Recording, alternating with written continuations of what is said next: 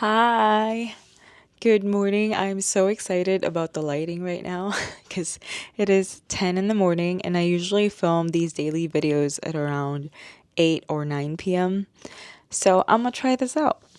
Let's see how it goes. But today I wanted to talk about clearing the path. So tomorrow, February 17th is the year of the horse, and the past year is supposed to be like about shedding, and now we're going into a new portal. And I'm wondering what this has meant for you, and I would like to share what it's meant for me. Clearing the path, what does that really mean? I think the first point is of shedding and like being able to clear our path to whatever we're destined. I'm not going to say whatever, to what it is we're divinely assigned, in this lifetime. I believe that it's being super aware of your environment and what you are surrounded by and who you're surrounded by. This past year, I have reflected on what kind of people I'm surrounded with in my life, and some people actually naturally shed.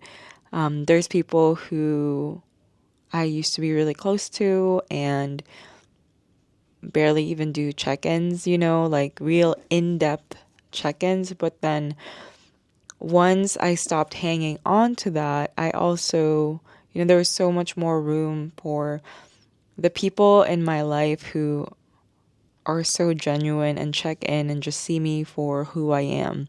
So it's like once I was able to like let go and just like not be surrounded by folks who, I don't know, maybe they're lost or just, yeah, do not meet the expectations of what I want in a friendship or in being in community with me. It brought in, like, it was somehow like God and the universe brought in or brought back people in my life that I really need during this time. And I'm so glad. This I've also been going through that because I know that for the past 5 years I've been through school and just like have been kind of non-existent and MIA, but I'm super excited to rebuild relationships again and like actually plan trips with people who want to go on trips with me and who are like nudging me and are like, yeah, let's go. And I think that it's so important to surround yourself with people and only people who see your potential and who you are already. You cannot afford in your life to be surrounded or be projected on by other people's insecurities. We're not doing that anymore.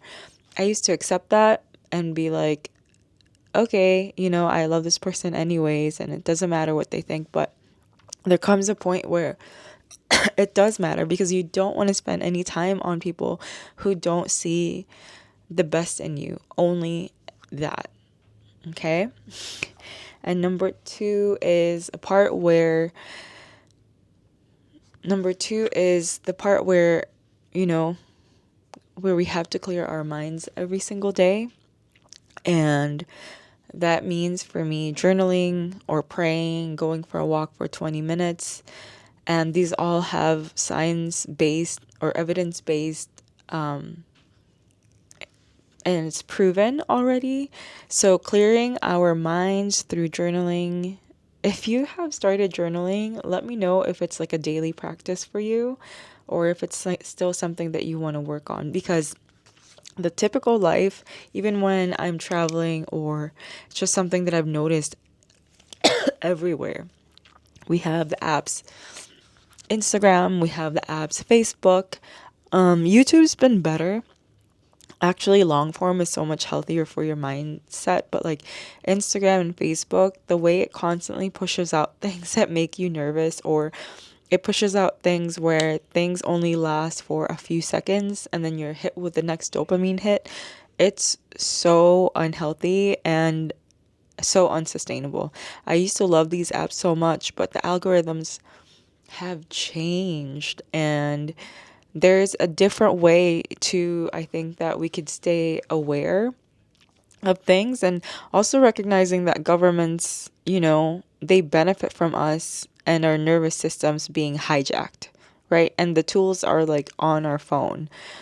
So clearing our minds through journaling and being aware of the media, which goes on to my third point, being aware of the media that you consume and where you are consuming it. I'm not going to say like don't be aware, right? Don't ignore whatever's happening in politics because it's low frequency. I'm not going to say that. What I will say is that maybe there's other mediums that you can consume the content in, and in chunks that are more sustainable. Like, don't be scrolling for 5 to 6 hours, right? Because that's a lot. We need to also be humans and like be outside and live life and like actually commune and be in village with others. But maybe there are other ways that we could stay informed, right? We don't have to know what happened just 2 minutes ago all the time and stay on top of all this in order to make a difference. What actually makes a difference in the revolution or changing our own lives is knowing that this is for the long haul, right? And people whose nervous systems are hijacked, it's just not good to have that as your own energy. Your body's gonna not appreciate that, and you're not going to be able to show it for others in the way that the movement needs you to. And I think the other part of clearing the path is also coming back to my body. And what does that really mean? Being a part of the Filipino diaspora, I have a lot of questions. I've always had a lot of questions as a kid. Like, why did we move? Like, yes, I'm grateful to be here. Like, yes, it is people's dreams to like move abroad and have an education, have all these opportunities. But now as an adult, I have time to really think, what did that actually cost us? And like, I have big questions. How does imperialism and, neocolonialism impact my body? But it's these kinds of questions that live in my mind rent free, y'all. And it'll all be in my book, like my reflections, but I wanted to share it with y'all. Like, what does clearing the path mean for you? Because for generations, especially if you're from the global majority, we have all been in survival mode for a very long time. And our bodies are speaking to us, and we cannot be spiritual people if we are not paying attention or recognizing what's happening in politics, what's happening around the world, and like the shift, right? But going beyond acknowledgement, we have to kind of face a mirror to ourselves. Like, how have we been affected by all these life things? It's like so deep, but at the same time, I catch myself when I'm asking all these questions when it gets deep. There also has to be a balance of like living, going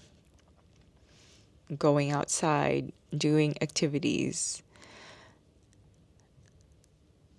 It's, as my friend Ashley says, we can live in multitudes, right? We live in multiplicity and duality of different worlds.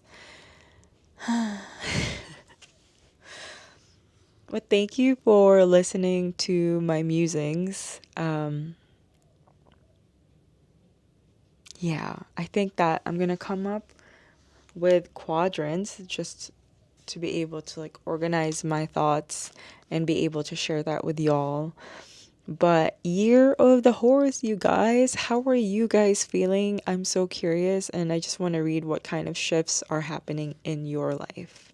Thank you so much for listening this far and for tuning in for my daily videos. And thanks for being here, guys.